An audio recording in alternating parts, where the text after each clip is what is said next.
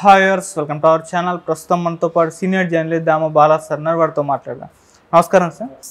Sir, మలయాళ ఇండస్ట్రీలో మహిళలపైన వేధింపులు జరుగుతున్నాయి కదా, దీనిపైన జస్టిస్ హేమా కమిటీ గవర్నమెంట్కు నివేదికను వేధించిందంట. మరి ఆ నివేదికలో ఎన్నో అంశాలు బయటపడ్డాయని చెప్తున్నారు. అసలు ఆ నివేదికలో ఏముంది, ఏం జరుగుతుంది సార్ అక్కడ? జస్టిస్ హేమా కమిటీ నివేదిక బయటకు వచ్చింది. యాక్చువల్గా అసలు హేమా కమిటీ అంటే ఏంటి, హేమా కమిటీని ఎందుకు ఫామ్ చేశారు, సినిమా ఇండస్ట్రీలో ఎటువంటి పరిస్థితులు కేరళలో ఉన్నాయి, ఎందుకు ఈ హేమా కమిటీని ఫామ్ చేయాల్సి వచ్చింది అనేది మనం చూస్తే 2017లో భావన అనే ఒక artist first time Kerala industry లేదా ఇండియాలోనే ఫస్ట్ టైము బయటకు వచ్చి ధైర్యంగా నన్ను కొంతమంది హరాస్ చేశారు, కదిలే వ్యాన్లో నన్ను అసభ్యంగా తాగుతూ గందరగోళంగా నాతో బిహేవ్ చేశారు, అక్కడి నుంచి నన్ను వేధింపులు మొదలైనాయి అని ఆమె చెప్పింది. అప్పట్లో పినరయి విజయన్ గవర్నమెంట్ మీద తీవ్రంగా వ్యతిరేకత వచ్చింది, దాని పట్ల పట్టించుకోలేదని. అట్లాగే కేరళలో ఉండే సినిమా ఇండస్ట్రీలో ఉండే పెద్దలందరూ కూడా ఈమెనే బెదిరించారని విత్డ్రా చేసుకోమని ఇలాగ వచ్చాయి. ఫైనల్గా అతని పేరు దిలీప్ అనే హీరో ఈమెను అరెస్ట్ చేస్తున్నాడని కంప్లైంట్ ఇచ్చింది. దిలీప్ని అరెస్ట్ చేశారు, జైల్లో కూడా పెట్టారు. అయితే ఆ సందర్భంగా ఉమెన్ ఇన్ సినిమా కలెక్టివ్ అనే ఒకటి ఫామ్ అయింది. కేరళలో ఉండే కొంతమంది స్త్రీ నటులు వాళ్ళు ఫిమేల్ యాక్టర్స్ కలిసి ఉమెన్ ఇన్ సినిమా కలెక్టివ్ అని ఒకటి పెట్టి వాళ్ళు పెద్ద ఎత్తున దీన్ని మీద ఆందోళన చేశారు సిస్టమేటిక్గా. దాంతో పినరయి విజయన్ ప్రభుత్వం దిగివచ్చి దీని మీద జస్టిస్ హేమా కమిషన్ని వేసింది. So justice Hema commission report submit చేసి కూడా 5 ఏళ్ళు అయినా కూడా ఇప్పటివరకు దీన్ని బయట పెట్టలేదు పినరయి విజయన్ ప్రభుత్వం.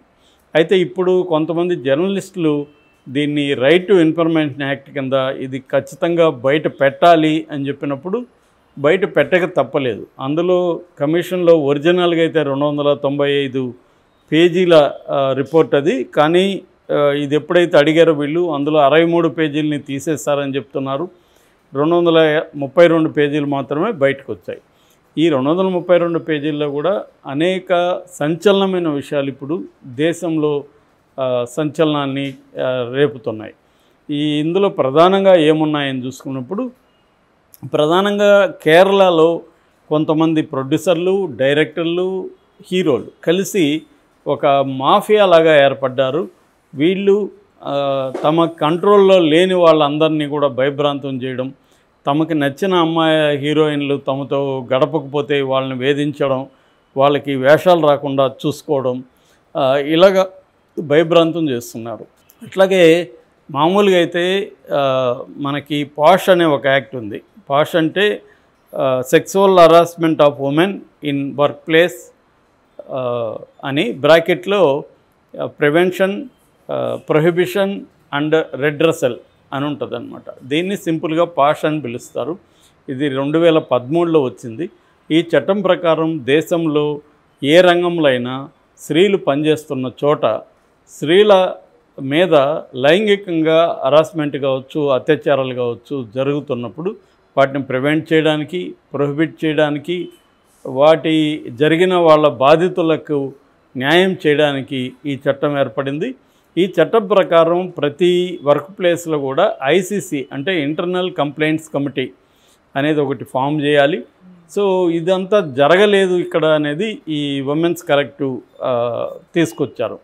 సో ఇప్పుడు ఈ హేమా కమిషన్ రిపోర్ట్లో ఏముంది అని చూసినప్పుడు Hema commission report Kerala cinema ఇండస్ట్రీలో విమెన్ ఎటువంటి బాధలకు గురవుతున్నారు, ఎటువంటి సెక్సువల్ హరాస్మెంట్కి గురవుతున్నారు అనేది పరిశీలించడం కోసం వాళ్ళు వాట్సాప్ గ్రూపుల్ని ఫామ్ చేస్తారు. డ్యాన్సర్లతో వాట్సాప్ గ్రూపు, జూనియర్ ఆర్టిస్టులతో వాట్సాప్ గ్రూపు, చిన్న చిన్న టెక్నీషియన్లతో వాట్సాప్ గ్రూపు ఇలాగ ఏర్పాటు చేసి వాళ్ళ అనుభవాల్ని అక్కడ పెట్టమని చెప్పారు. కాకపోతే అది బిగినింగ్లో కొంత రెస్పాన్స్ వచ్చింది, కానీ మెల్లమెల్లగా వాళ్ళు భయపడి విత్డ్రా చేసుకోవడం మొదలుపెట్టారు. ఎందుకంటే వాళ్ళ మీద ప్రెజర్ వస్తుంది. వీళ్ళు కానీ ఏమన్నా చెబితే మిమ్మల్ని ఇండస్ట్రీలో లేకుండా చూస్తాము, మీ మీద ఏదో కేసులు పెట్టించి జైళ్ళల్లో పెట్టిచ్చేస్తాము అన్న ఒక బెదిరింపులు రావడం మొదలుపెట్టింది. దాంట్లో ఆ గ్రూపుల్లోంచి 1 by 1 విత్డ్రా అయిపోయారు. జూనియర్ ఆర్టిస్టులు వెళ్ళిపోయారు, డ్యాన్సర్స్ వెళ్ళిపోయారు. ఇలాగా భయభ్రాంతం జరిగింది అనేది ఆ కమిషన్ రిపోర్ట్లో ఉంది. అట్లాగే ఈ స్త్రీల నటులు ఉంటారు కదా, విమెన్ యాక్టర్స్, వీళ్ళు హీరోయిన్లు కావచ్చు, ఇతర యాక్టర్లు కావచ్చు, వీళ్ళు షూటింగ్లు జరిగేటప్పుడు ఎక్కువగా అవుట్డోర్లో షూటింగ్లు జరిగేటప్పుడు ఏం జరుగుతుందంటే వీళ్ళకి రూములు ఇస్తారు కదా, ఈ రూములు ఉన్న చోట ఒకే హోటల్ అందరికి ఇస్తారు.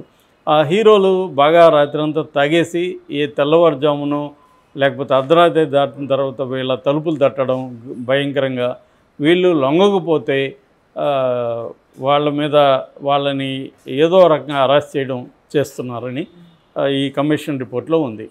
సో ఒక విమెన్ గురించి వీళ్ళు ఏం చెప్పారంటే, ఆమె రాత్రంతా ఇటువంటి హరాస్మెంట్కి ఆ హీరో వల్ల గురైంది. తెల్లారితో ఆ హీరోతో రొమాన్స్ సీన్లో నటించాలి, హగ్ చేసుకోవాలి. అది ఎలా సాధ్యం? నన్ను వీడు వేధించాడు రాత్రంతా, ఇప్పుడు వచ్చి నేను వాడితో రొమాన్స్గా నటించాలి, రొమాంటిక్ సీన్లో హగ్ చేసుకోవాలి అతన్ని ప్రేమగా. అది ఆమె వల్ల కాకుండా 17 టేకులు తీసుకున్నది. ఈ విషయం డైరెక్టర్కి తెలిసినా కూడా ఆమెనే నిందించాడు. నువ్వు 17 టేకులు తీసుకుంటావా ఒక సీన్కి, మాకు మొత్తం ఎంత నష్టం వస్తుంది ప్రొడ్యూసర్కి అని. ఆమె ఏడ్చుకుంటూ ఒక పక్క లోపల ఏడుస్తుంది, ఒక పక్క అతనితో ప్రేమగా నటించాలి. ఇటువంటి కండిషన్లు కూడా అక్కడ ఉన్నాయి అనేది ఈ కమిషన్లో చెప్పింది. ఈ సందర్భంగా మనకు బాలకృష్ణ మీద కూడా ఆ మధ్య ఒక తమిళ ఆర్టిస్ట్ ఇదే కంప్లైంట్ చేసింది. అతను తాగొచ్చి రాత్రంతా నా తలుపులు తట్టేవాడు రూములో అని. ఇది అన్ని ఇండస్ట్రీలో ఉంది, కేరళలోనే కాదు. కేరళలో బయటకు వచ్చింది అంతే, ఇక్కడ ఎవరు చేయలేదని కంప్లైంట్. ఇది హీరోయిన్లని, హీరోలు, ప్రొడ్యూసర్లు సెక్సువల్గా హరాస్ చేయడం, వేధించడం అనేది ఇండస్ట్రీలో ఎప్పటి నుంచి ఉంది, ఇప్పటికీ ఉంది. కొంతమంది హీరోయిన్లు వాలంటీర్లుగా కొంతమందికి ఆఫర్లు ఇస్తున్నారనేది కూడా అందరికి తెలిసిన విషయమే. దాన్నే వాళ్ళు కోఆపరేషన్ అంటారు. కోఆపరేట్ చేస్తుందా అని వీళ్ళే తీసుకున్నప్పుడే ఆ ఏజెంట్ని అడుగుతారు. మామూలుగా మనకి హీరోయిన్ల రిక్రూట్మెంట్ ఎలా ఉంటుందంటే టాలెంట్ కోఆర్డినేటర్స్ అంటారు వాళ్ళని. ఈ టాలెంట్ కోఆర్డినేటర్స్ ముంబైలో చాలా ఆర్గనైజ్డ్గా ఉంటారు. ఇవాళ వాళ్ళే ఇక్కడికి కూడా వచ్చేసారు. సో ఆ టాలెంట్ కోఆర్డినేటర్స్ ఏం చేస్తారంటే కొన్ని ఫోటోలు, వీడియోలు చూపిస్తారు ఈ హీరోయిన్లకి. వీళ్ళు చెప్పే రిక్వైర్మెంట్ని బట్టి ఇంత ఏజ్ గ్రూప్లో ఉండాలి, ఇలా ఉండాలి, ఈ ఎక్స్పీరియన్స్ ఉండాలి, ఇవన్నీ వీళ్ళు చెప్తారు కదా పారామీటర్స్, దాన్ని బట్టి వాళ్ళు చూపిస్తారు.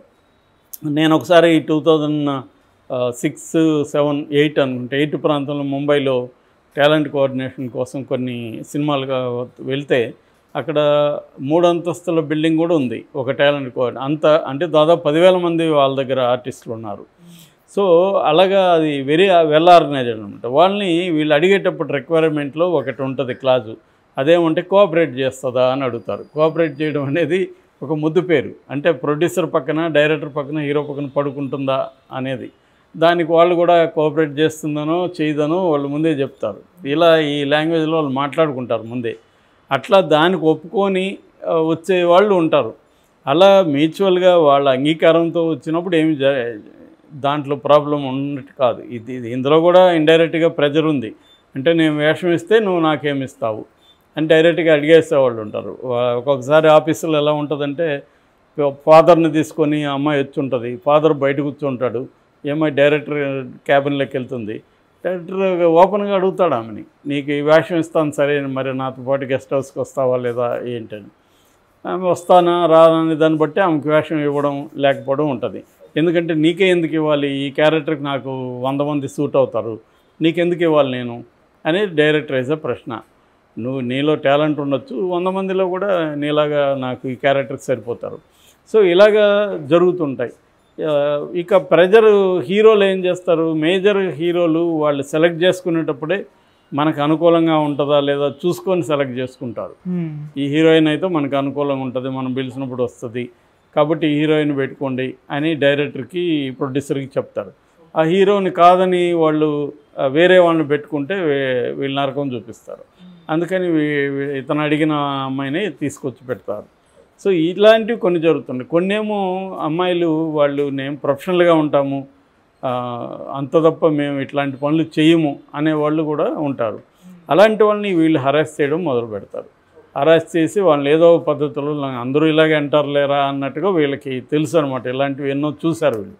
కాబట్టి వాళ్ళని లొంగ తీసుకోవడం అనేది జరుగుతుంది. ఈ విషయాలన్నీ కూడా ఇప్పుడు డీటెయిల్గా హేమా కమిషన్లో బయటకు వచ్చాయి. మామూలుగా కేరళ సినిమా గొప్పదని, అసలు కేరళ సమాజమే గొప్పది, కమ్యూనిస్ట్ సమాజం అని చెప్పుకునే వాళ్ళు బోల్డ్ మంది ఉన్నారు. కానీ దానంతా బట్టబయలు చేస్తూ అన్ని ఫిల్మ్ ఇండస్ట్రీలాగా కేరళ ఫిల్మ్ ఇండస్ట్రీలో కూడా సేమ్ మేల్ మాఫియా అనేది ఉంది అనేది ఈ కమిషన్ రిపోర్ట్తో బయటకు వచ్చింది. దీని మీద ఇప్పుడు పినరాయి విజయ్ కానీ ఇంకో గవర్నమెంట్ కానీ ఏమన్నా చర్యలు తీసుకుంటుంది అంటే డౌటే. ఎందుకంటే చర్యలు తీసుకుంటే సినిమా ఇండస్ట్రీ అంతా కూడా